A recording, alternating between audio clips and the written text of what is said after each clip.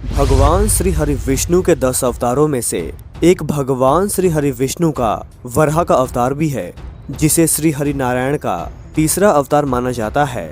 पौराणिक कथा के अनुसार एक बार सनक, सनंदन, सनातन और सनत कुमार ये चारों सनकादिक ऋषि कहलाते हैं और देवताओं के पूर्वज माने जाते हैं।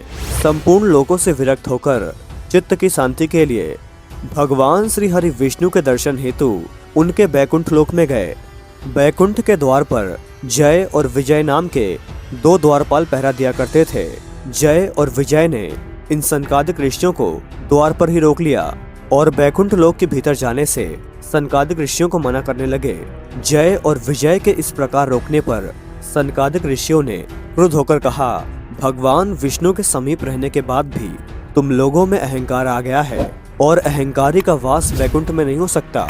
तब भगवान श्री हरि विष्णु ने कहा, हे मुनिगणों, मैं सर्वशक्तिमान होने के बाद भी ब्राह्मणों के वचन को असत्य नहीं करना चाहता, क्योंकि इससे धर्म का उल्लंघन होता है। आपने जो श्राप दिया है वो मेरी ही प्रेरणा से हुआ है। ये अवश्य ही इस दंड के भागी हैं। ये 3 जन्म असुर योनि को प्राप्त करेंगे और मेरे ही द्वारा इनका संहार होगा। ये मुझसे शत्रु भाव रखते हुए भी मेरे ही ध्यान में लीन रहेंगे। मेरे द्वारा इनका संहार होने के बाद ये पुनः इस धाम में वापस आ जाएंगे। तब जय और विजय का पहला जन्म सतयुग में हिरण्याक्ष और हिरण्यकश्यप के रूप में हुआ और भगवान विष्णु के 2 अवतार, वराह अवतार और नरसिंह अवतार में हिरण्याक्ष और हिरण्यकश्यप का संहार हुआ और त्रेता युग में रावण और कुंभकर्ण के रूप में इनका संहार भगवान श्री राम द्वारा हुआ और अंत में तीसरे जन्म द्वापर में इनका संहार शिशुपाल और दंतवक्र के रूप में भगवान श्री कृष्ण के द्वारा हुआ। और ये उसके बाद भगवान श्री हरि विष्णु के निवास बैकुंठ धाम में वापस चले गए। पहले जन्म में दोनों ने ऋषि कश्यप और दिति के पुत्रों के रूप में जन्म लिया और हिरण्यकश्यप और हिरण्याक्ष कहलाए।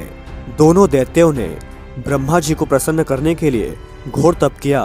उनकी तपस्या से ब्रह्मा जी अत्यंत प्रसन्न हुए और उन्होंने उन दैत्यों को विजय प्राप्ति का वरदान तक दे दिया। इसके बाद इन दोनों दैत्यों ने पृथ्वी पर उत्पात मचाना शुरू कर दिया। दोनों ने पृथ्वीवासियों को परेशान करना शुरू कर दिया। धरती पर हिरण्यकश्यप का और हिरण्याक्ष का अत्याचार बढ़ता जा रहा था।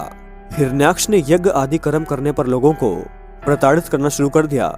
यह दृश्य देखकर सभी देवताओं ने ब्रह्मा जी और विष्णु जी से हिरण्याक्ष से छुटकारा दिलाने के लिए बहुत ही आग्रह किया। तब ब्रह्मा जी ने भगवान विष्णु का ध्यान करते हुए अपने नासिका से वराह नारायण को जन्म दिया।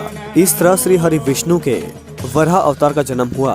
एक बार दैत्य हिरण्याक्ष ने पृथ्वी को समुद्र में छिपा दिया था। सभी देवताओं ने पृथ्वी को ढूंढने का आग्रह किया। हिरण्याक्ष एक दिन घूमते हुए वरुण देव की नगरी में जा पहुंचा।